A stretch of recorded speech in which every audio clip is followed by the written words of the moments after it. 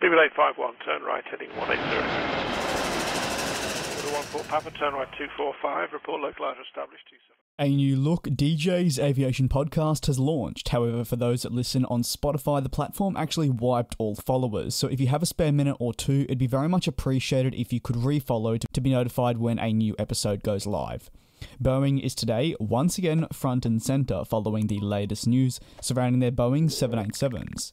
The aircraft manufacturer has reported a further loss for the most recent quarter, which can once again be attributed to the problems incurred on the Boeing 787 Dreamliner series, which, as we know, still currently remains grounded for Boeing as deliveries have been suspended following once again the findings of further problems on board the aircraft that are now being inspected by the Federal Aviation Administration. This is the crucial step before the aircraft can once again be cleared of the potential defects on parts and deliveries can resume. In addition to the Boeing 787, the Starliner spacecraft program was also attributed directly to the aircraft manufacturer, posting losses for the quarter that has just passed. These losses were calculated at a total net loss of 132 million USD. However, this is actually an improvement on their results from the year prior, when they saw a loss of 466 million for the same quarter. What must be said though is that the quarter we are comparing it to, that took place of course in 2020, is when the Boeing 737 MAX was still grounded and the 787 was experiencing problems. This meant that the overall loss was always going to be more considerable last year, paired with just how bad the industry was with demand levels, as you could argue the pandemic was far worse when it came to travel restrictions. It does make sense though, the operating profit for Boeing for the quarter did sit at around US 59 million.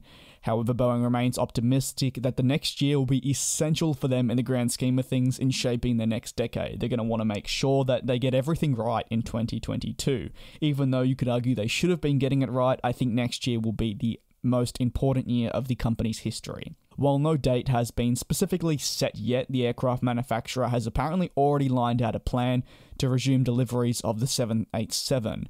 One can only hope and cross our fingers that for Boeing it actually remains an aircraft that will be defect and problem free, which will enable Boeing their first real opportunity since the end of 2018 to have a patch where all aircraft are thriving and operating as normal. They therefore can focus really on turning around their business.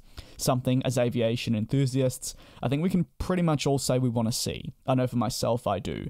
Now, while that is by no stretch of the imagination excusing what actually took place, to see them right their wrongs would be satisfying, and especially for the 787 to return to the industry in a positive way.